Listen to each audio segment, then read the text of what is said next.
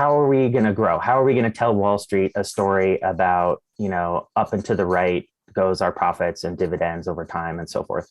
And so they said, well, we need to invest in the distribution system. And smart meters became a critical part of providing value. And it provided a CapEx opportunity that was arguably lost with power generation getting deregulated. What's interesting is that utilities often don't have the real digital capabilities in-house to be able to use smart meters to their full potential.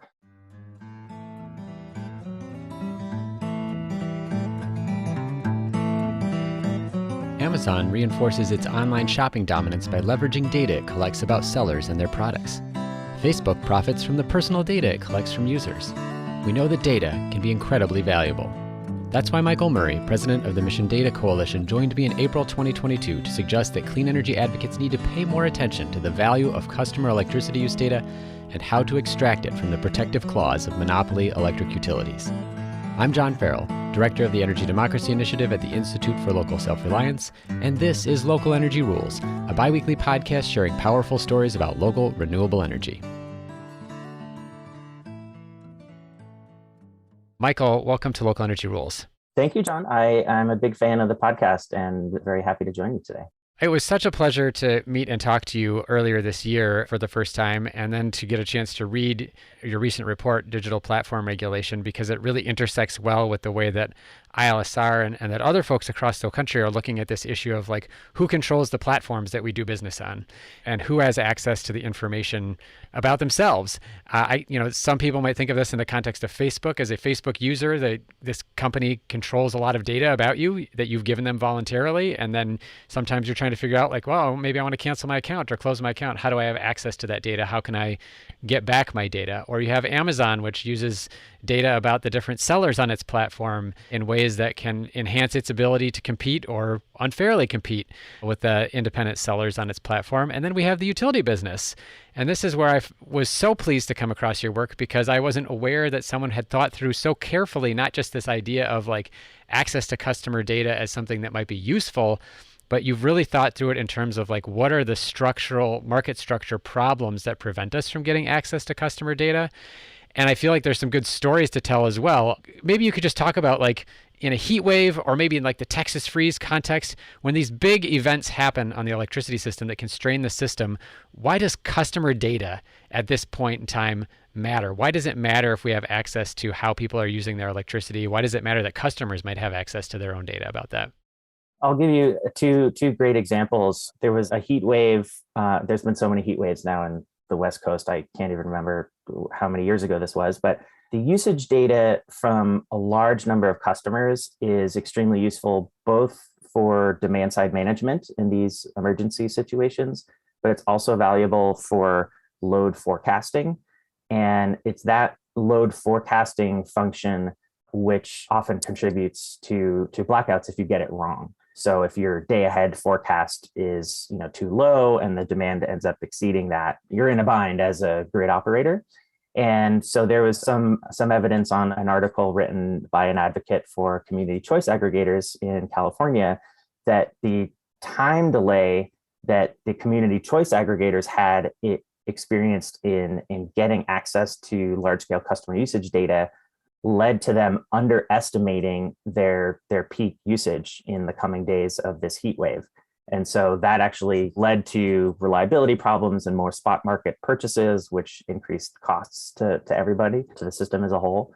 So that's a great example of where there was a disparity or an asymmetry between the incumbent utility that had much faster access to this data, but then they would sort of say, well, there's these processing delays and we have to run it through these big systems in order to provide it to you. And that delay of 12 or 24 or 48 hours could meaningfully impact your responsiveness on the supply side of things to the power grid. So that was one example. Another, also in a heat wave context, is there are efficiency aggregators that will save a few hundred watts with one household and a few hundred watts with another household, and you wrap that up into tens or hundreds of thousands of households.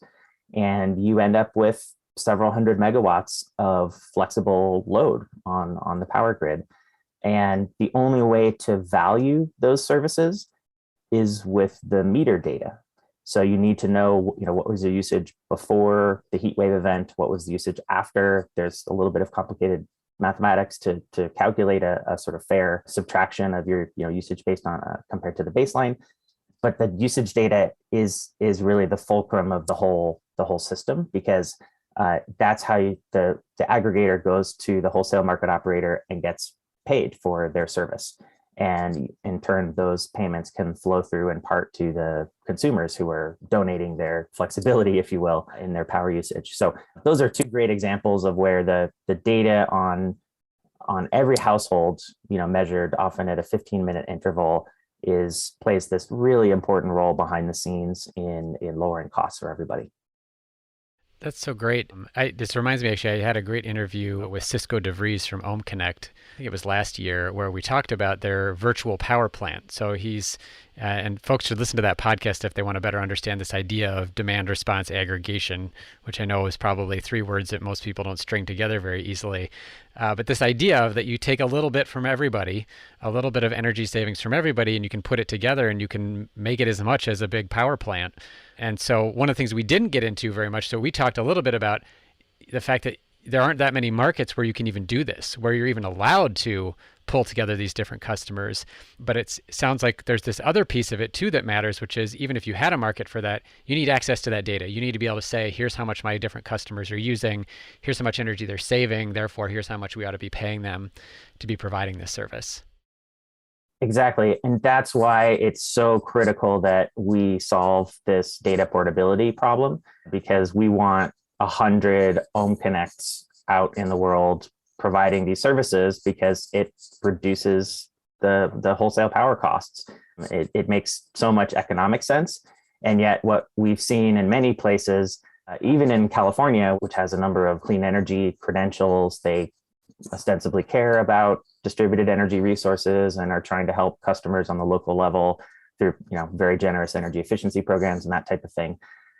They still make it very, very difficult to effectively operate as an aggregator, and the access to that usage data has been a litigated issue for almost 10 years. Just to give you a sense of some of the complexities and the arrows that Ohm Connect has taken on their back as they tried to pioneer this space. I met one of the founders of Ohm Connect maybe in 2013, so some time ago, and they were trying to get, this seems like a simple task, but they were trying to get the California Independent System Operator to agree to treat the usage data that was available on, let's say, the PG&E website. So when you log in to pay your bill, you can view your energy usage history. And Ohm Connect was telling the California ISO, you need to treat the data that is available on the webpage as so-called settlement quality data that's sufficient for meeting all of the rules and regulations around settlement data at the wholesale market level. And that seems like a really simple thing. You have energy usage data on the website, and shouldn't you just be able to send that to the ISO and get paid? It was extremely difficult to get that, and the utilities introduced all sorts of problems, saying, well, the data that we provide to customers isn't really settlement quality data. It's this other kind of rough, raw data that is not sufficiently polished, and so therefore you can't take that to the wholesale market. And every time you start peeling back one obstacle after another, it always seems there's something else that's in the way. And eventually we were able to overcome that problem, but let's just say the system is not designed to help distributed resources get the information they need at a quality and timeliness that they deserve.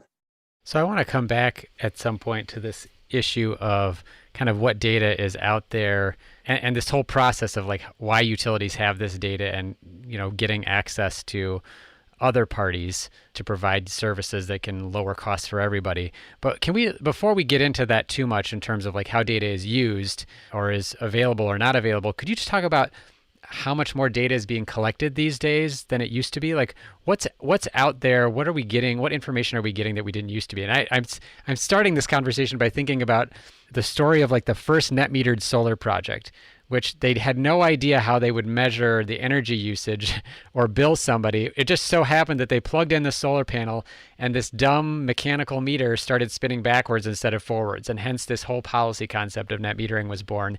So, but at that point, all we could collect really was how much energy is used in total on this meter over some period of time. So if I look at the meter today and then I look at it tomorrow and then I just do some subtraction, that was as sophisticated as it got. And the utility would literally go out and read the meter.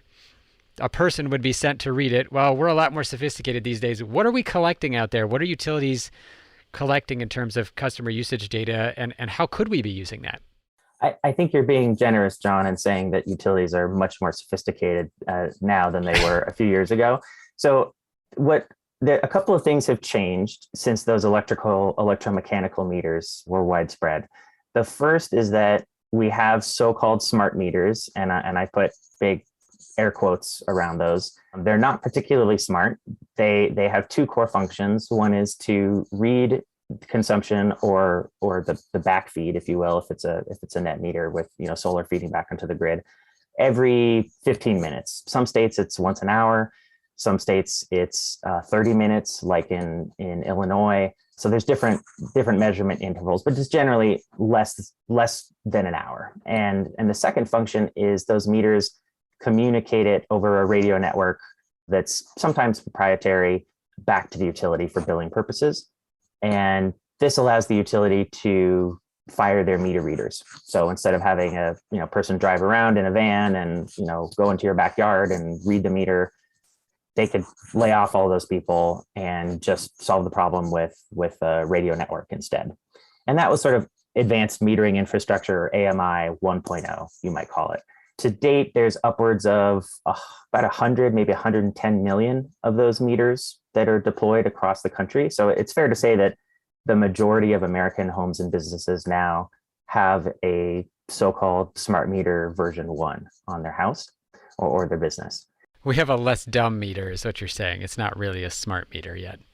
Exactly. It's less dumb. And to give you a sense of the dumbness, a lot of these meters came baked in with a second radio that was designed for local communication so that someone inside their home could get a sense of their real-time power usage. And this was part of the vision, somewhat, techno-utopian vision of smart meters that was, put forth, 10, 15 years ago. And in some states, those are turned on, those radios are turned on, and customers can actually use the information. Sometimes it's broadcast every 5 or 7 seconds. And so you could, walk around your house and turn things on and off and get a very instinctive sense of what is using power. And, it can be very, very useful for people who often don't have a sense of, watts and, does their electric cooktop use more than their hot tub or their heat pump or whatever. So there's certainly some educational value to that. What's been frustrating for me is, and other, DER aggregators, is that has been extremely difficult for utilities to universally enable that capability. So there are states where customers have paid for this meter. It's referred to as the home area network, but the utilities refuse to turn it on. And so this is the case in Washington, D.C., where the smart meters have been deployed for probably 12 years or so. And even to this day, despite a lot of clamoring from individual customers, from businesses, from the Washington, D.C. municipal government, Pepco still will not turn on the home area network radio for being able to use it for energy management purposes. So it's a big frustration. And that's sort of the state of the US today. It's a patchwork. Some states like California, you can access the home area network. But then there's other places in Maryland and in Washington, D.C., parts of Ohio where you can't use it. I'm just really curious about this specific example with DC. So the meter hardware has this radio that allows this capability of like home energy insight. And I feel like I've probably seen some of these like glorified commercials or whatever of like somebody having some device on their kitchen countertop that's telling them Like, here's what's using the most energy in your house, right? So I'm sure we've all seen something like that, those of us who work in the field.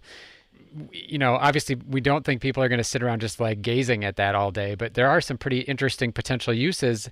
I've heard, for example, like some electric co-ops that have smarter meters will actually call customers themselves, or munis. I think this was in Tennessee, for example, Chattanooga. One of the pieces of their smart grid rollout was that if somebody's energy use spikes, they'll call the customer proactively and say, hey, by the way, did you know your energy use has been spiking over the past few days? If you haven't been doing something different, you may have a faulty something or other, and if you need help, we can help. So it's really funny to think, it's not funny, it's disturbing to think that we've all paid for this technology, right? We've paid for this hardware as a customer of the utility to be installed outside of our home, and yet we can't use it. So what's going on in DC? I don't know if you have more detail about DC in particular, but why wouldn't they want to turn this on? What's the problem? You've begun to ask the question of why don't the utilities want to play ball? Why don't they want to empower their customers with their energy data? And there's rhetoric and then there's reality. And it's kind of like peeling layers of an onion. There always seems to be, some excuse or another. Oh, there's cybersecurity problems. God forbid someone is able to access the energy usage of their neighbor and therefore violate their neighbor's privacy, for example. That's one of the arguments that they put forth. That sounds like it would be concerning if you care about privacy. The fact is that that's almost impossible to occur as a technical matter. The meters have a cryptographic key that's installed on them that ensures that only devices that are approved by the utility can, in fact, communicate with that individual meter. So you hear cybersecurity concerns, you hear concerns about cost. This is, I think, sort of ironic because the utility has no problem billing customers for the hardware that enables this capability. But then when it comes to actually turning it on, they say, oh, this would cost too much money. We might have to have skilled call center representatives who need to walk our customers through the device connection process to their meter. And there's a cost there. And it just would be unfair to, put the costs of this enablement on all customers, even though only a small number of customers might use it. So that's another argument that we sometimes hear. And it's frustrating because it's sort of the classic incentive mismatch where the utility wants to deploy, they want capital expenditure and they want it in the rate base. But then when it comes to actually using the meters for what they were designed for, they say, oh, well, we couldn't possibly do that, or our IT systems can't handle it, and that sort of thing. So we've been sort of circling around that in Washington, D.C. for a number of years. I will say that the meters that Pepco has in Washington, D.C. are exactly the same meters that Pacific Gas and Electric has, and PG&E has been enabling the home area network since probably 2013 or 2014. So we know it can be done. It can be done securely. It can be done on a large scale. This is a solved problem, but some utilities just don't want to embrace that.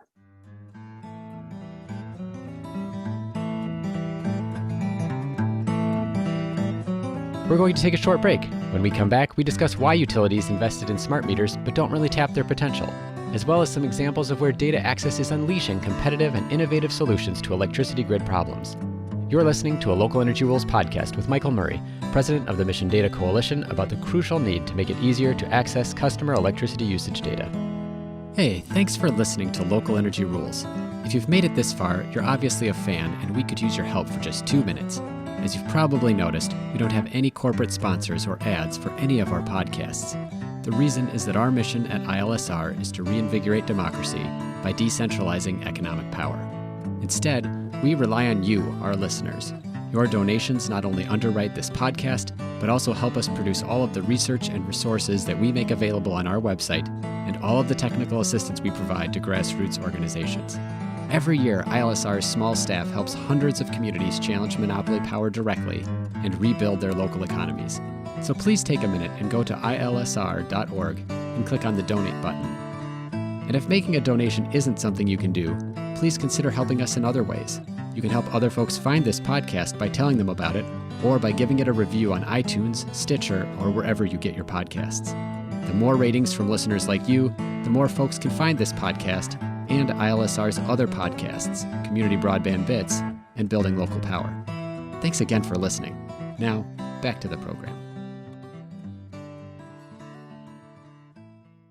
I really think it's great that you've highlighted this issue about the financial incentive, though, because what I hear you saying essentially is because of the way we generally allow utilities to profit, regulated monopolies to profit, it's by building something and earning a return on it, expending capital. So they can make a profit on selling you an expensive meter that they can stick on the outside of your house. But if it costs money to run that meter, whether it's through tech support or advice that they have to develop on the website, they don't necessarily earn the same profit on that because it's not in the rate base in the same way. So there's not as much of an incentive to actually make good use of this. I feel like this is the corollary to like the whole fight we have about power generation right now, right? So advocates are saying, don't build new gas power plants. In the long run, you're not going to use them because either your state has climate goals that's going to reduce your ability to use that power plant, or simply it's going to be uneconomical because as the prices of natural gas, methane gas have gone up so much, it's no longer as competitive with renewable energy resources. And so as another example of stranded asset, except this time it feels like it's on purpose. It's to say, yeah, we really just wanted to put the meter on your house to make the money, but we don't really intend to use it. So obviously in terms of implications here though, what's happening is that we're spending a lot of our money collectively. The utility is spending this money for us. Regulators are approving it and saying like, yeah, this is a great idea.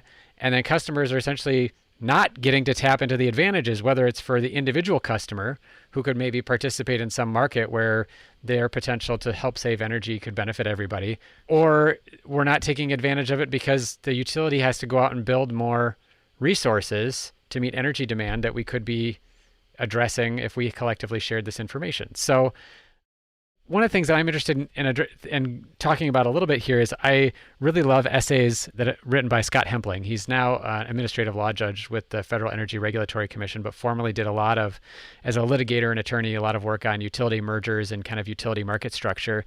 And he talks about this idea of what he calls unearned advantages. And specifically the things that a utility has simply because it's the monopoly, because the government has said, here's a public franchise, you will have no competition, we will regulate your rates, etc. So as the incumbent utility, just because they are the utility, because they read your meter, because they provide that customer service as the monopoly, they have access to data about your energy usage. And what they're essentially saying is, even though we didn't earn that right to have your data, we didn't do anything special, we collect it because it's part of our business, we are using that as our competitive advantage against these other people that might want to do stuff. So we want to do a power plant and Ohm Connect says that they could do the same thing for less money. Well, Ohm Connect, because we can restrict their access to the data, we can keep them from competing with us in the field of power generation. Is that what you're seeing happening here? Does my description of unearned advantage capture what's going on here with the data? Exactly. I would add a little bit more color to it. I think so. Stepping back, smart meters really fulfilled this important role in utility capital expenditure that economically was threatened with the deregulation and the forced divestitures of generation, going back to the early 2000s. So there's a lot of utilities that were forced, like in New York and to some extent California, were required to divest of their power generation. And utilities, I think, reacted very thoughtfully and strategically to that, in part by saying, well, we're not going to be able to make money as reliably on power plants. This is only true in certain states, not all states. And so how are we going to grow? How are we going to tell Wall Street a story about, up and to the right goes our profits and dividends over time and so forth? And so they said, well, we need to invest in the distribution system. And smart meters became a critical part of providing value. And it provided a CapEx opportunity that was arguably lost with power generation getting deregulated. What's interesting is that utilities often don't have the real digital capabilities in-house to be able to use smart meters to their full potential. So there's a new generation of smart meters, which maybe we'll talk about in a second, that provides a lot of opportunities for understanding where power is being used in the home. And that requires a lot of data science and skill with managing data that's provincially traditionally been the within the scope of the tech sector, not really the monopoly utility world. And so on one hand, you have utilities saying, well, we have to be the generator of this energy data because we bill you for it and it's an essential part of our system. But on the other hand, they don't really have the capabilities, even though they might have the ambitions of exploiting it and using it in a way that's maximally valuable. And so I would say that I agree with what you said, John, but I think there's a capability aspect in addition to the mismatch of incentives. And it results in some frustrating results. So for example, there's some utilities that are sitting on lots of smart meter data and have not been putting it to use. But then when anyone else tries to go to them and say, here's how we'd like to help you target your energy efficiency programs better using our mathematical prediction models. Here's how we can deliver better load aggregation services, whatever it might be. Then the utility say, well, no, you can't do that. And because of cybersecurity or privacy or this or that. And so on one hand, they know that the smart meter data is valuable, but they really think it's their exclusive right to exploit it. And so even though they really may not have the capability of following through with it, they end up boxing out some of these other entities that have, even with customer permission. So this is where emission data gets involved, because we're always advocating for permission-based exchanges of data.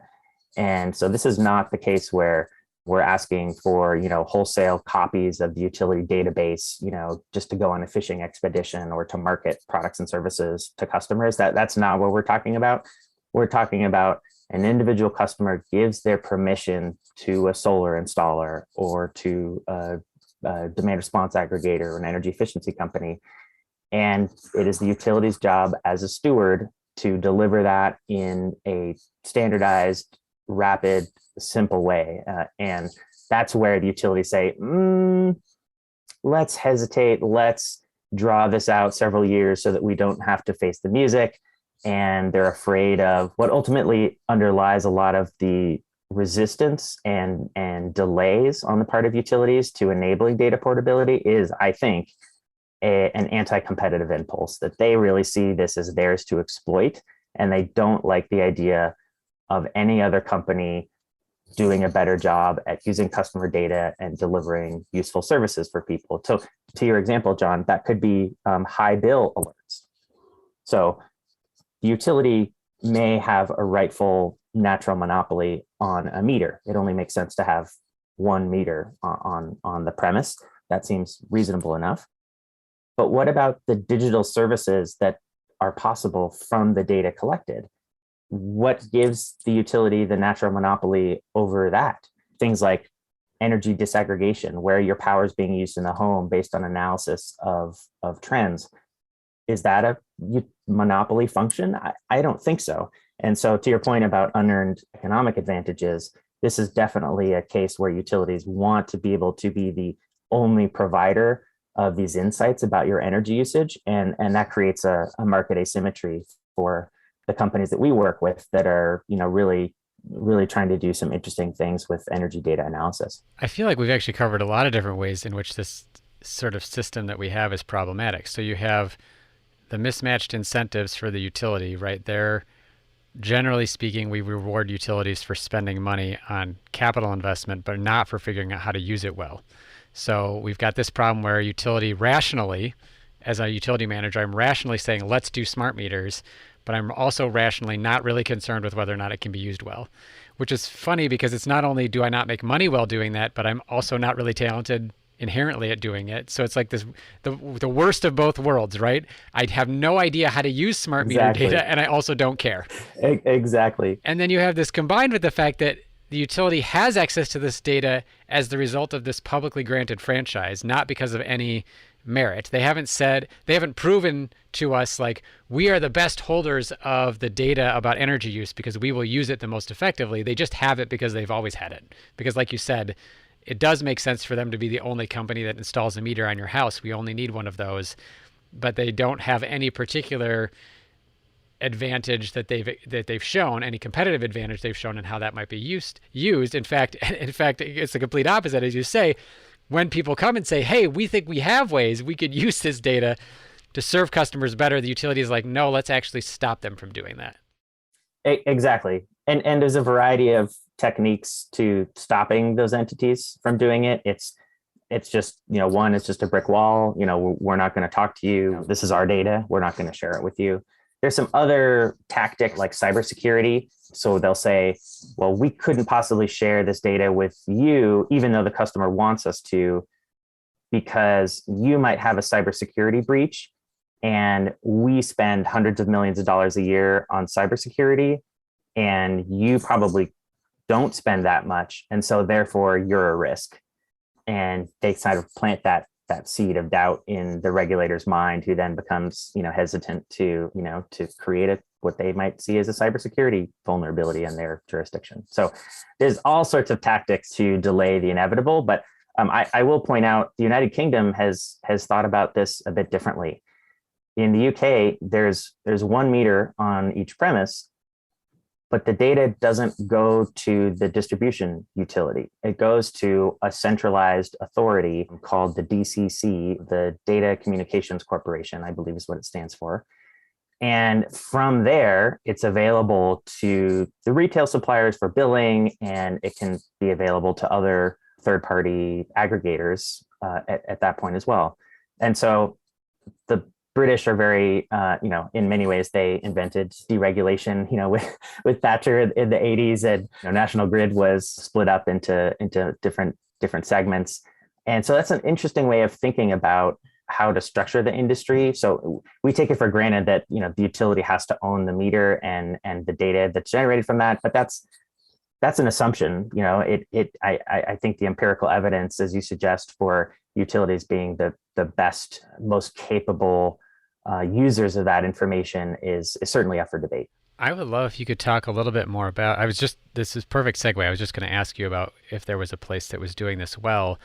Are there specific examples of things that are happening in the UK market because the utilities don't have a monopoly on this data granted to them by the government? And also, are there examples stateside where we're getting it right, where maybe we're not doing the exact same thing, but where we are making sure that data is getting out there and allowing competitive activity in the marketplace to lower costs for customers, to make the grid run more efficiently, to encourage renewables, what have you?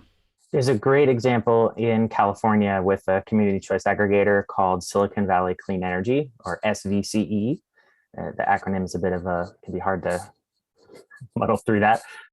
Silicon Valley Clean Energy is owned by the community. They're a governmental organization. And if you compare how they provide customers with access to their own energy data with that of PG&E, you start to see some important differences. Now, I will say at the outset, PG&E has generally done a good job of providing data portability. They were one of the first utilities to adopt the green button standard, but nevertheless, the pace of improvement has been much slower with the investor-owned utilities as compared to the CCAs. So Silicon Valley Clean Energy decided not to build their own data portability infrastructure from scratch like PG&E did. SVCE hired a specialist called Utility API to be the software company that provides that exchange between the utility and numerous distributed resource companies. And Utility API has a lot of experience in this realm. They know how to serve the needs of the distributed energy community. So they know what the needs of the solar salesperson is, who is trying to generate a price quote for solar and potentially a battery system with a net metered 2.0 customer in Southern California. And they know what an energy efficiency provider needs to sell heat pumps and help transition a customer off of natural gas heating to a heat pump in Massachusetts. And these are skills that utilities often don't have. And so to give you a sense of the variation, In a place like Chicago, Illinois, where ComEd has offered their green button system for several years, to date, there's only something like 3 companies that are actually using that system for a variety of technical challenges and sort of failures on ComEd's part. And yet, at Silicon Valley Clean Energy, within weeks of them announcing that they were providing this data portability system, there were dozens, I think it was more than 50 companies who actively started using it, serving the large commercial customers and the residential customers. And now there's even an electric vehicle load management tool that's extremely customer friendly, where all the customer has to do to charge their electric vehicle at the optimum rate is just to share their energy usage from Silicon Valley Clean Energy to a smartphone app that coordinates with their electric vehicle charger and automatically has their vehicle charge at off-peak times, and it selects the right rate that's appropriate for them to save them money. And so this is an innovation that happened very, very quickly. And you compare that to some of the investor-owned utilities, and the pace of change and iterative development is just much, much slower. It's probably worth noting that ComEd, which serves Chicago in Illinois, probably has something like 2 or 3 million customers, and Silicon Valley Clean Energy probably has in the tens of thousands. So the fact that there are 50 companies already using their platform versus 3 with ComEd in Chicago speaks volumes about, on a per capita basis, how useful that system actually is. That's right. And some companies have been trying to get the ComEd system to work. It's ostensibly a green button standardized system. And what I hear is it's just a slog. There's technical problems, there's unexplained errors, there's bugs in the system that don't get fixed. And so it really tests the resolve of these companies to continue working with ComEd, in some cases over the course of many years, to get the system working. And I think a lot of people don't appreciate the level of effort that goes in on third parties' perspective to make this work. They're really taking, they're really the guinea pigs. They're testing the software that the utilities often fail to test. They're identifying problems that sadly a lot of regulators don't pay that much attention to.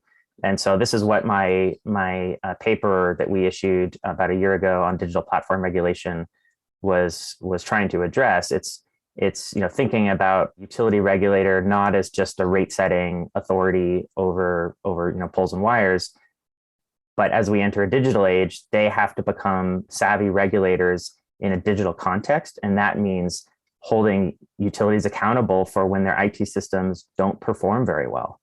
And just to give you an example, even California, which has aspirations to have a plug and play DER, high DER future, California has been sitting on allegations of data failures on the part of Southern California Edison for more than 2.5 years.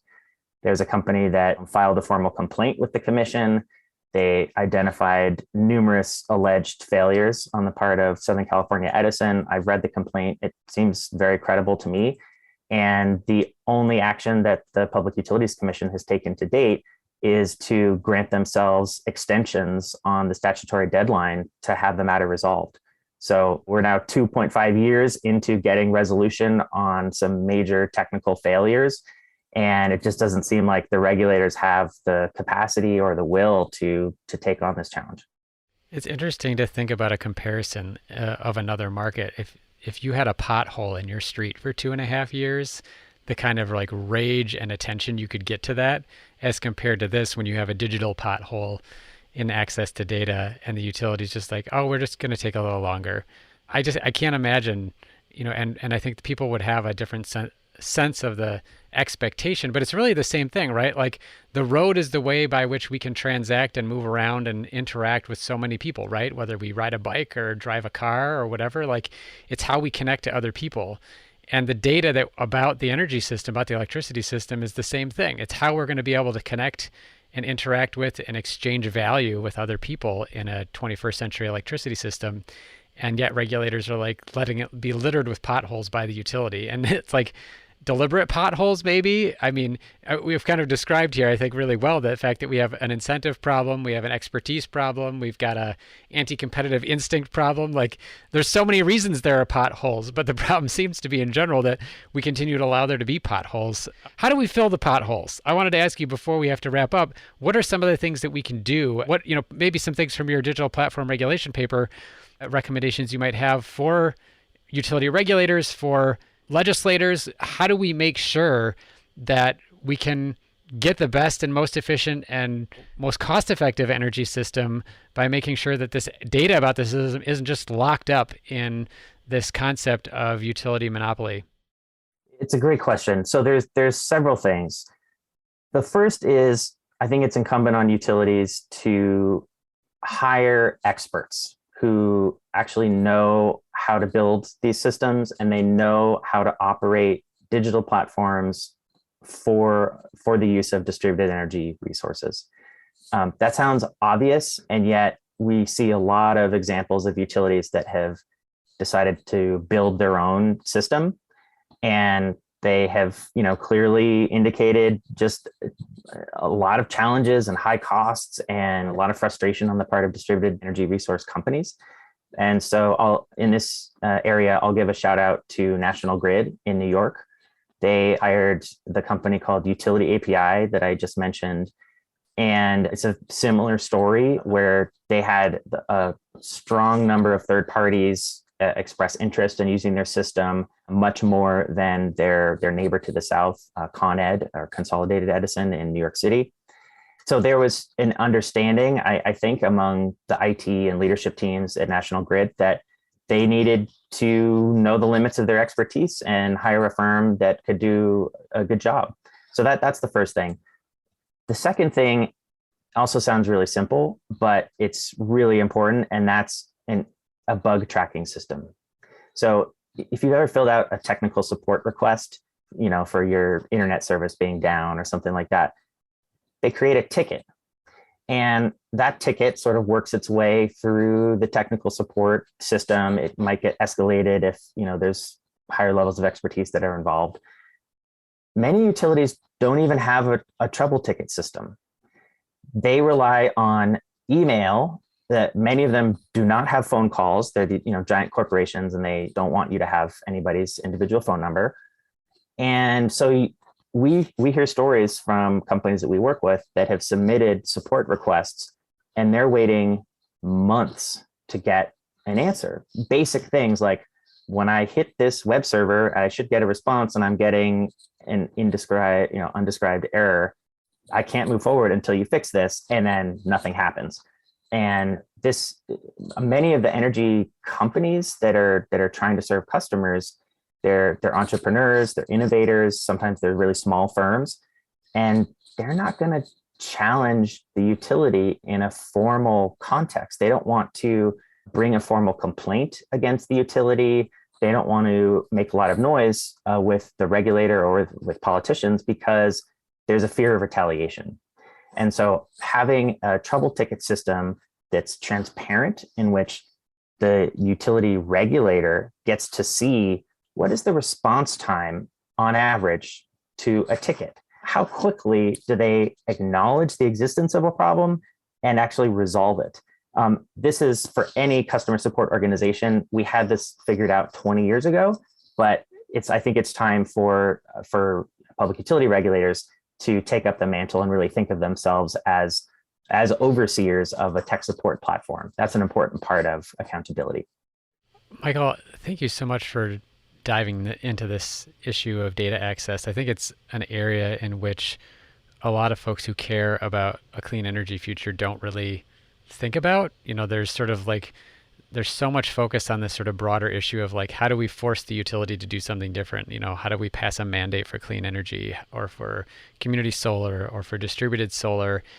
And I feel like we're increasingly getting more attention to these sort of back office things, but they really need a lot more attention. And especially because it really gets into this issue that we're starting to explore more broadly across our economy, which is when big companies have so much power over the systems that operate our economy, whether it's retail, online shopping with Amazon, whether it's Facebook and the way that we interact with other people, that utilities have that are in that same role and in a space that is going to become so important as we electrify things in our economy. I mean, electricity is already the backbone of our economy. It powers our phones and computers and all these other things, but it's going to become even more important. So thank you so much for the work that you do trying to expose the problems with access to data.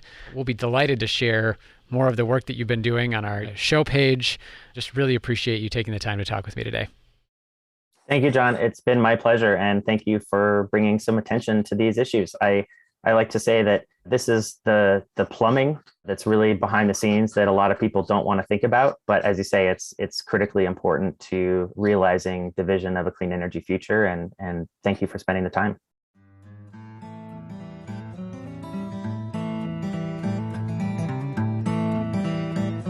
Thank you so much for listening to this episode of Local Energy Rules, where Michael Murray, president of the Mission Data Coalition, joined me to explain why we need to extract customer electricity usage data from the utility monopoly to enable a cleaner and more efficient electricity system. On the show page, look for links to Mission Data's report on digital platform regulation, Scott Hempling's essay about unearned advantage, a map of which states have restructured electricity markets, and my March 2021 podcast with Ohm Connect CEO Cisco DeVries. Local Energy Rules is produced by myself and Maria McCoy, with editing provided by audio engineer Drew Birschbach. Tune back into Local Energy Rules every 2 weeks to hear more powerful stories of communities taking on concentrated power to transform the energy system. Until next time, keep your energy local, and thanks for listening.